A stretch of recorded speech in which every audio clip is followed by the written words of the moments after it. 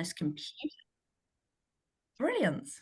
So just very quickly for anybody who is new, and just to remind old friends, so we exist because we all believe in the power of reimagining leadership as empowering ecosystem-wide flourishing. So what does this mean? It means that we're all super, super passionate about helping every single leader in the whole of planet Earth putting flourishing as their number one goal, their number one priority, and then working together to figure out how we're going to make this happen. So that's why we're all here.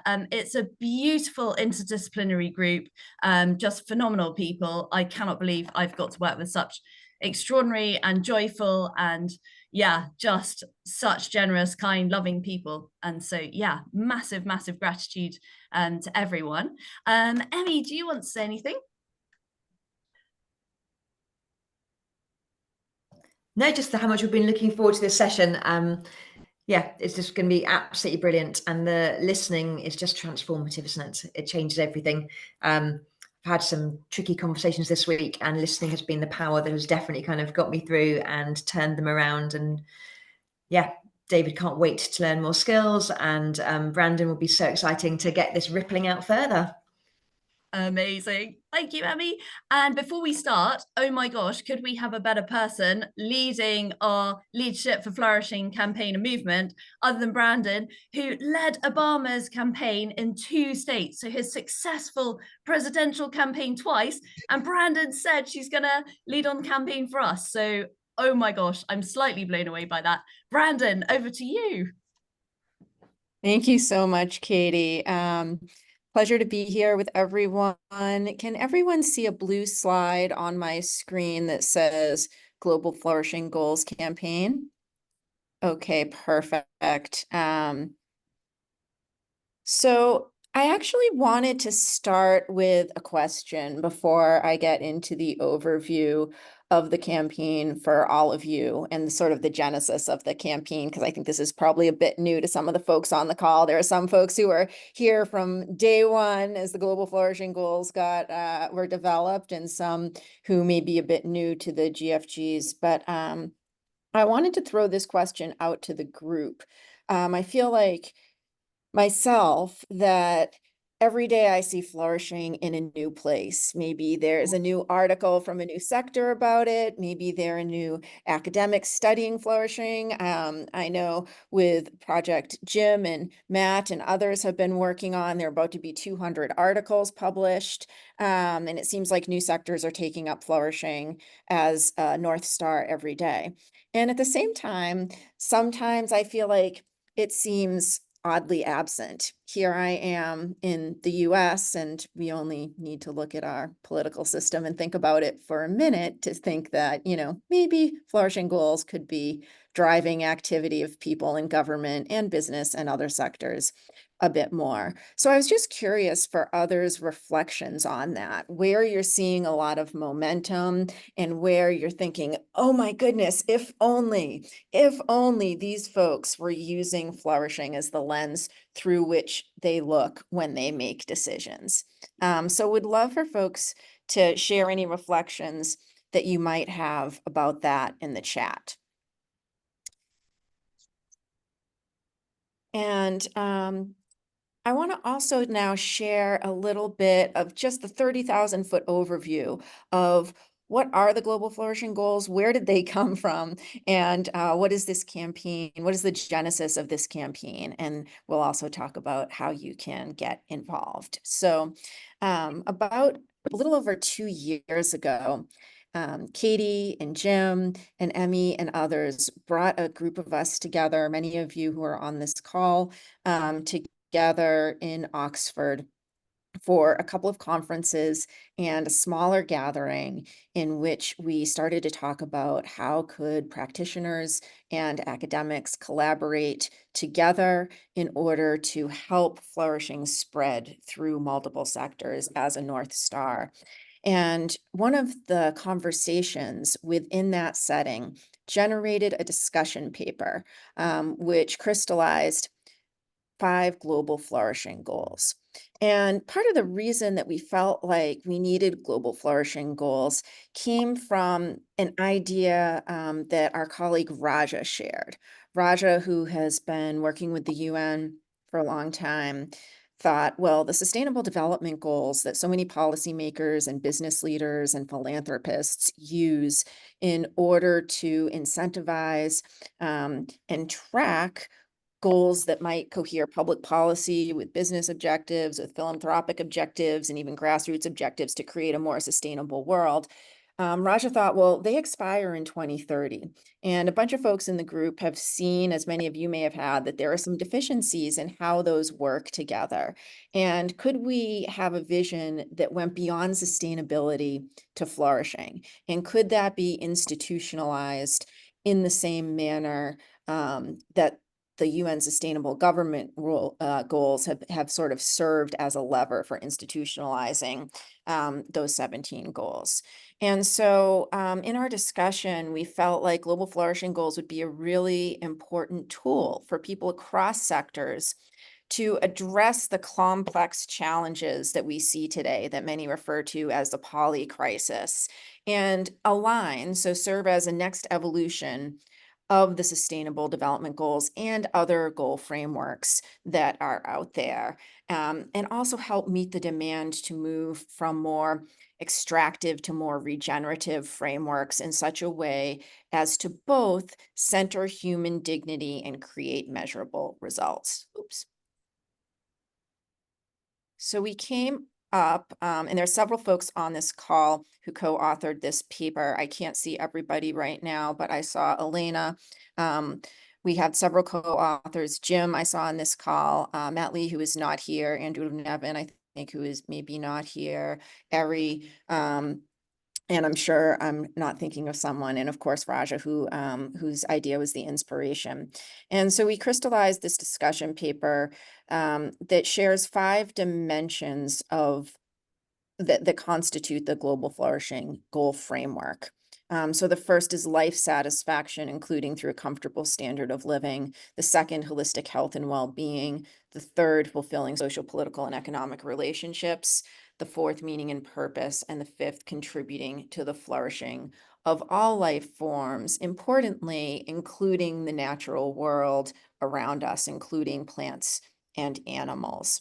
And undergirding these 5 dimensions is the idea that there are both universal principles of flourishing within each of these categories that cut across geography and cultural differences. And then there are also unique principles. So this framework can operate in such a way that we can use it to create a dynamic conversation between leaders and those that they lead. We can create a co-hosting, a co-leadership of these goals such that we are actually asking and integrating what makes people flourish at the community level within different sectors, and that can aggregate from the community level all the way to the global level in one coherent goal framework. So in a year after the initial conference in on May 16th of 2023, several of us, including Elena, who was here, and Raja, presented at a UNESCO conference, these flourishing goals. And this was sort of our first unveiling of the goals and could perhaps even be considered the soft launch of the campaign. And since then, we have had several opportunities, several created by Elena, to speak in different settings with different sectors to introduce the Global Flourishing Goals. And so this I would also consider part of the soft launch of the campaign, these various stops that we did at the International Studying Leadership Conference, the Academy of Management, and several others. World Logic Day in Austin, Texas, beginning of a campaign to build a multi-sector, grassroots, and leadership level campaign and movement. So our campaign ideally is a catalyst to build a movement. And one of the key goals of the campaign is the adoption of the Global Flourishing Goals by the UN, but not only by the UN, also that the Global Flourishing Goals can serve as a touch point, as a way of defining success for multiple sectors. And so the goal of getting the Global Flourishing Goals adopted by the UN is sort of a lever in that multi-sector effort. And before we get there, we need to do a lot of work to socialize the Global Flourishing Goals.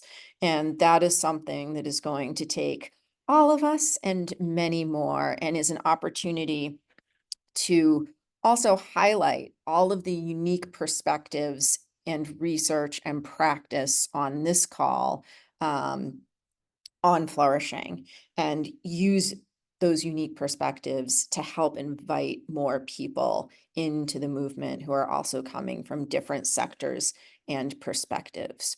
So one of the things that we want to do in the near term is to establish with the UN a global day of human flourishing. And so many of you may be familiar, there are days for many things within the UN. So there are days of happiness, days of peace, different days on the calendar that have officially been designated by the UN as a day of something. And the reason for us to do this is because it can help focus movement building activities, so that if we have a day that we can build for, where people all over the globe are doing activities related to flourishing, that are movement building activities relevant to their sector, we can build an arc of engagement that leads up to that, that has a great expression on that day, in those moments, and then leads out in order to create a rolling snowball of momentum and movement building.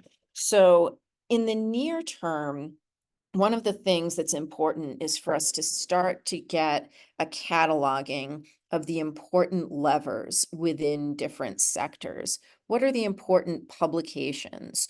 Who are the important influencers within those sectors? Who are the thought leaders that are open to flourishing and carrying that message? Who can be cohered into a more sort of cohesive movement where the whole can actually be the greater than the sum of its parts. And so that's where we want to invite each of you to think about, from your vantage point, where do you see potential opportunities and potential levers to socialize flourishing and invite people who maybe aren't thinking too deeply about flourishing right now, aren't using their voice or their platform to promote flourishing. And when I say platform, I don't just mean a media platform. I mean also relational platforms. So who do we intersect with, engage with, and act as influencers too? So the hope is that the campaign can both be a megaphone for each of your work, and can really help us collectively drive more momentum than any of us could do individually for policymakers, business leaders, and leaders across all sectors, as well as grassroots people, to be part of this movement to institutionalize flourishing as a key decision-making tool and measure of success for everyone. So thank you so much, Emmy and Katie, for giving me a chance to introduce this idea to everyone. Hopefully in the future, we'll have more details that are tactical that we can share with you, and more deep invitations for engagement. And for now, just wanted to make sure that everybody has the context as we're about to go from soft launch to more of a rocket-like launch. And I'll put my email in the chat in case anyone has questions or wants to get in touch about it. Oh, Brandyn, wonderful. Thank you so much. Wow, what a vision. What a vision. And I really, really hope that everyone here will get in touch with Brandyn, because we've all got a platform, and we've all got levers that we can pull to start to make this a reality. Wouldn't it just be phenomenal to have global flourishing goals? So Brandyn, thank you so much for everything you're putting into this. And yeah, please join Brandyn's team. She's incredible to work with as well. So brilliant. Thank you so much. Awesome. Let's hand over to David. And Brandon, will you send some more stuff out for us via email maybe? And then definitely speak again on in January in our next big meeting, see how things are. Amazing. Thank you very, very, very much. Brilliant. David, let me make you the host.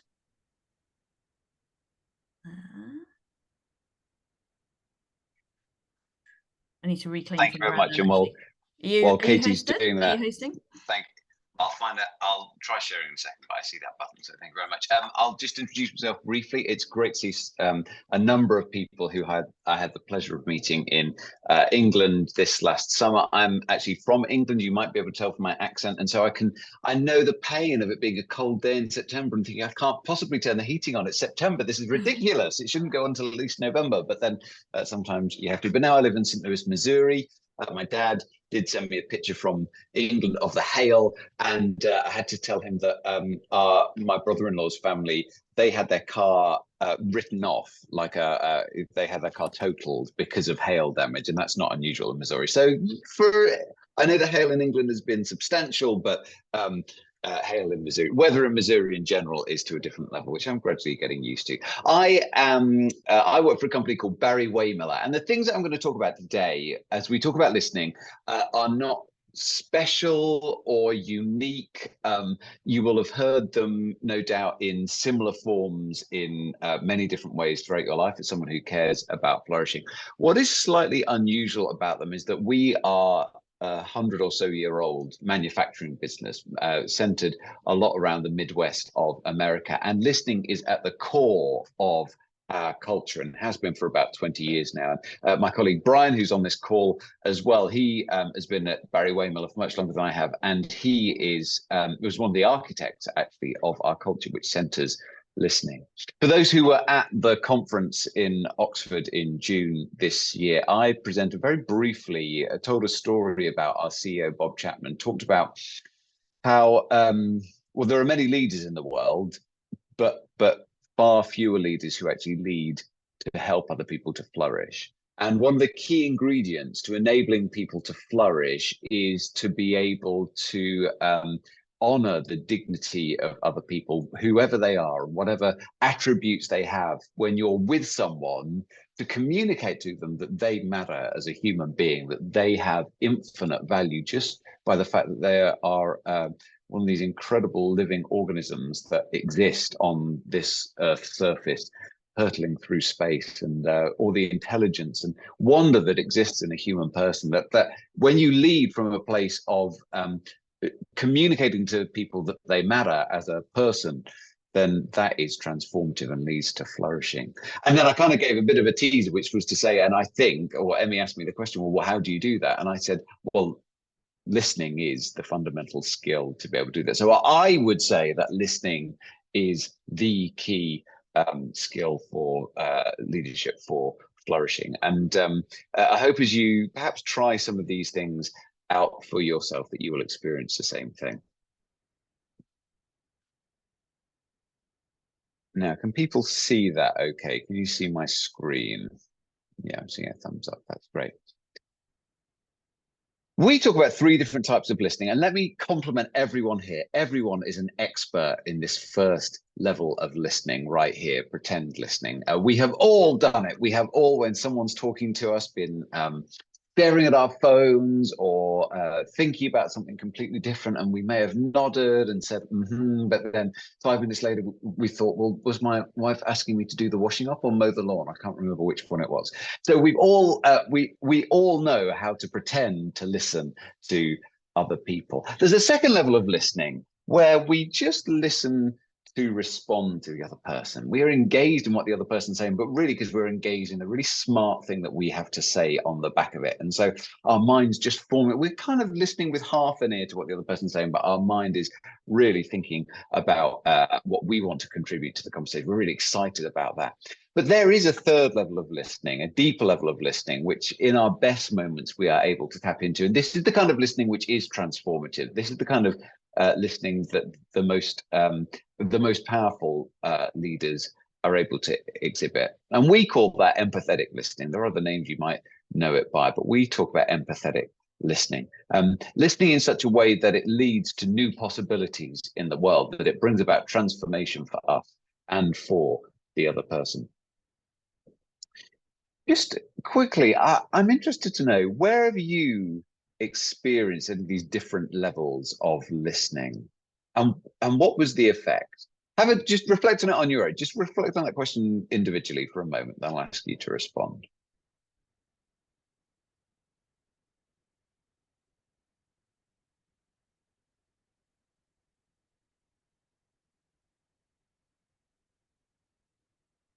So if you want to write your answer in the chat, or if you want to come off mute and give an answer, do tell us what has been your experience, particularly of experiencing these levels of listening.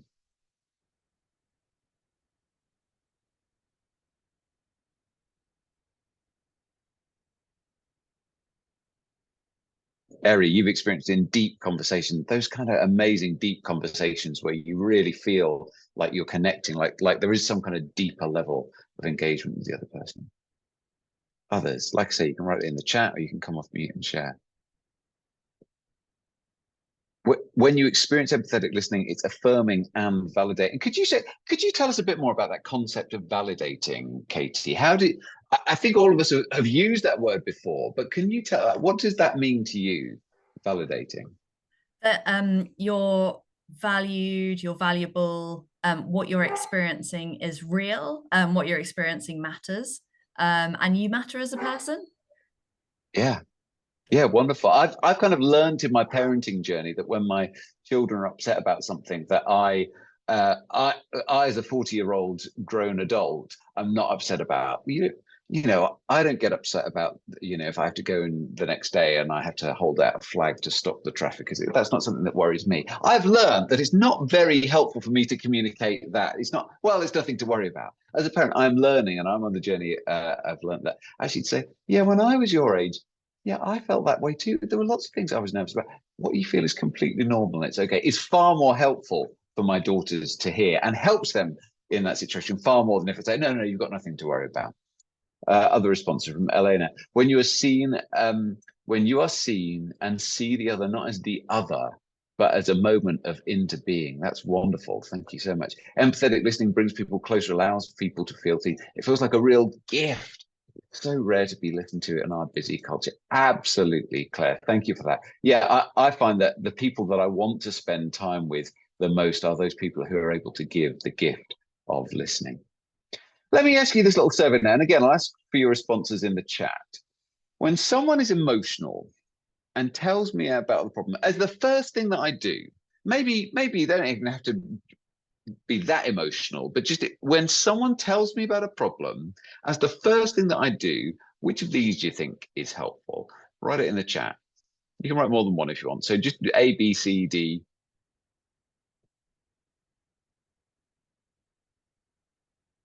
Seeing some answers coming in. See some C's. I'm not seeing any A's, B's.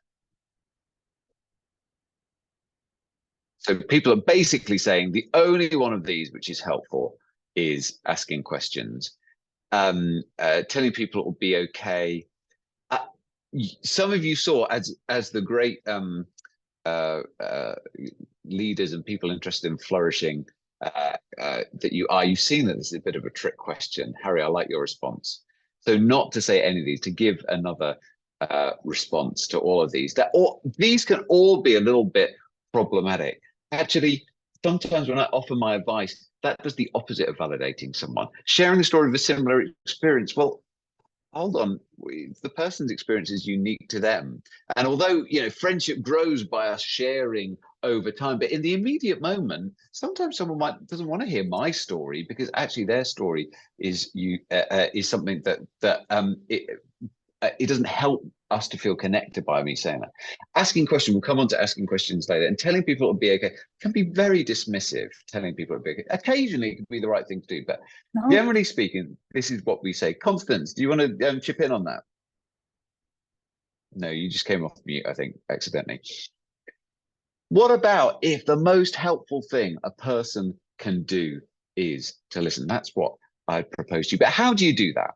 How do we listen? Because we want to not just have a philosophy, we want to be practical as well. In our business, like I say, we give this training to all of our leaders have gone through a 2-day listening and communication skills course. And we, over the last year, if they hadn't done it previous to that. And we offer this course to everyone in our organization, all 10,000 global employees. And we teach them these skills, these 5 empathetic listening skills, attending behaviors, acknowledgements, door openers, silence, reflective responses, and all wrapped in empathy. And we're going to go through each of them in turn.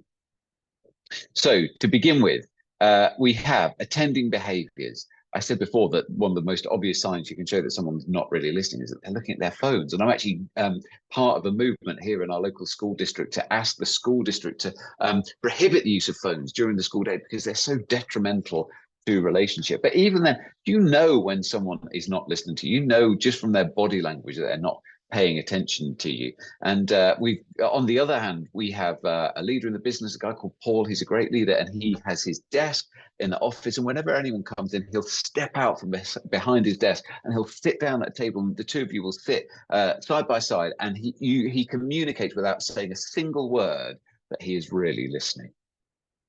But it's hard to talk to someone if they're staring at you like they are a dead fish. That doesn't make for great communication. And so when you're listening, we suggest people use acknowledgements. And it's like a little bit of a dance. You know, communication is like a dance. So one person will talk, and then every now and again they'll stop talking because they have to breathe, right? That's how language works. And so in those times, you can give just a little bit of an acknowledgement through nodding your head, it kind of semi-verbal thing, not even full sentences, to show that you're still with them, you're still paying attention.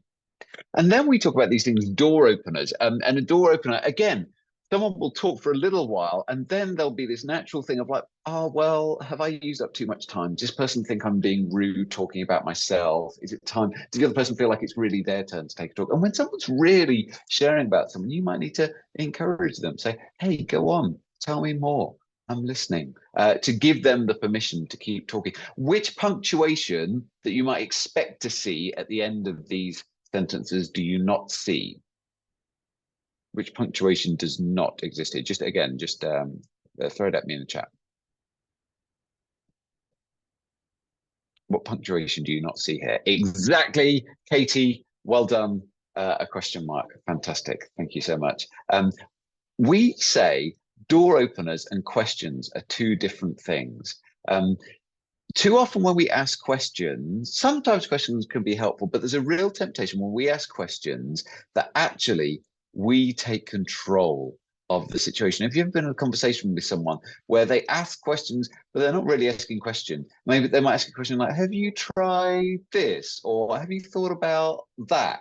And what that shows is actually they think they know the answer to your problem, and they're just trying to guide you there, which in some elements, like you think about a Socratic teaching method, if you really do know the answer to something, it can be helpful to guide someone there by questions.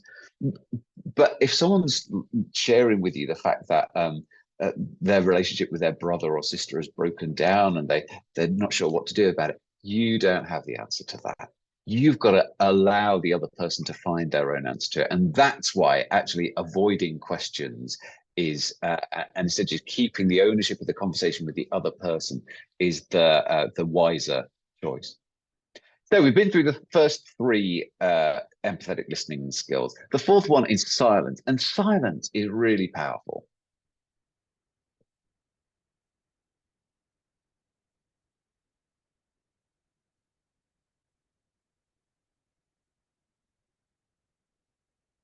You know, I'm part of a Quaker meeting, and I don't know if you know much about Quaker. It's kind of a part of the Christian religion, and the Quaker practice is to sit for long periods in silence. Anyone can speak if they want to, but very rarely do people speak. It's more sitting in silence, and it's a very powerful thing. You can have a very strong emotional reaction. Even a lot of Quaker meetings do happen online, and sometimes I join online. It's still that very powerful experience. And so a conversation where there is silence is a powerful conversation. That's not easy for all of us. Some of us feel the need to fill the silence. If I'm honest, I feel the need to fill the silence sometimes. But sometimes people just need a bit of space to be able to put their thoughts in order to be able to understand what they really think. And so don't be afraid of having gaps and pauses in your conversation. And then this last skill is the reflective response. And this is what we really encourage instead of using questions. Now, you might be familiar with this. If you're not, it might seem a bit unusual. But essentially what you do is you capture the other person's feelings, you capture why you think they feel that way, and then you play it back to them. So you say something like, oh, so it sounds like you're really upset that your friend didn't call you on your birthday, or sounds like you're really anxious about that meeting. And it sounds like a really simple thing. It sounds like it shouldn't really work, but actually it's pretty powerful. You know, I said about my daughters before, and my daughter's just started coming home from school with math homework, and she'll do things like show me like long division. She'll be like, yeah, Dad, can you help me do this long division? And I'll be like, yeah, this is how you do it. And she'd be like, no, stupid, that's not how you do it. That's completely, you show me the wrong way. And I'm like, why did they change math? Or maths, of course, for as I should say, as a good English person. But I'm lying, of course. I've got no idea how to do long division. I completely forgot it when I was about 9 years old after I just first learned it. The point about long division that I'm really trying to make is that you cannot do long division in your head. These complicated things, you have to put them out on a piece of paper. Once you write them down, even if it's just a complicated, you know, if you're doing 256 plus 789, once you write it down and get it outside of your head, it's much easier to work it out. When you give someone a reflective response, when you play back to them the facts and the feelings that you've heard, even quite simply, it's like you are that piece of paper. It's like you are the external place where it's able to hold all that they're processing, and then they're able to see it in a whole, and then it really changes how they can think about it. It really helps them to work out, actually, well, what do I think and feel about this? How am I going to proceed? What is in line with who I really am? And so you give someone a great service, a great gift, just by playing that back. And don't worry if you get it wrong. If you say to someone, oh, it sounds like you feel anxious about that, and they go, oh, no, actually, I don't feel anxious. I feel more kind of frustrated about it. You've given some real insight into that. So it doesn't matter if you've got it perfect, but we really encourage using this this reflective response instead of using questions. So these 5 empathetic listening skills: attending behaviors, acknowledgements, door openers, silence, reflective response, and all wrapped in empathy. Now, empathy, what does empathy really mean? We use the word empathy quite a lot, but let's, there's a great video by Brené Brown, who is, I think many of us would be familiar with. She's a researcher, social science researcher, and let me try and share this video. The question I have, share computer sound. I just need to set and put that on. Now, as I play this video, just please do give me a thumbs up if you can hear it and it's the right volume and that kind of thing. Hopefully it will be. So what is empathy, and why is it very different than sympathy? Empathy fuels connection. Sympathy drives disconnection.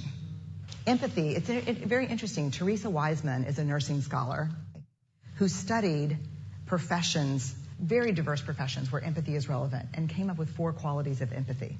Perspective taking, the ability to take the perspective of another person or recognize their perspective as their truth. Staying out of judgment, not easy when you enjoy it as much as most of us do.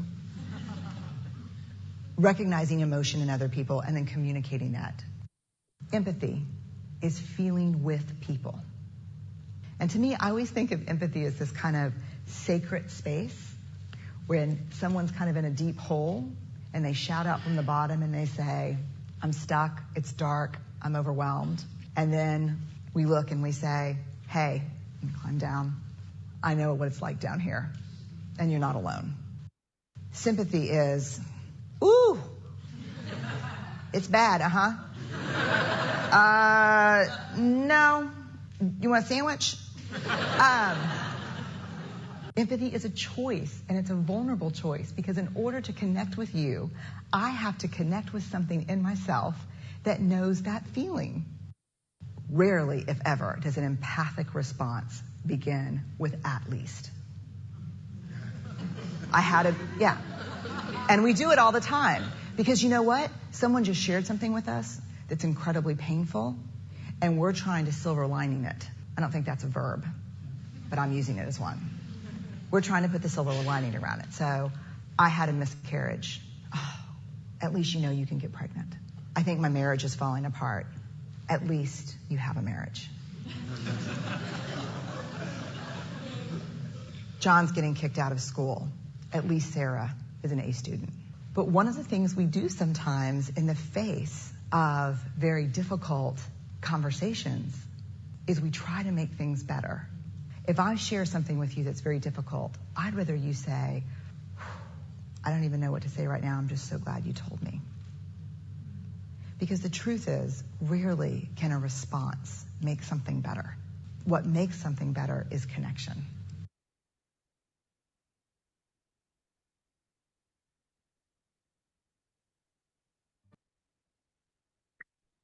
Okay, so I love how that ends, that that deep truth that rarely can a response make things better.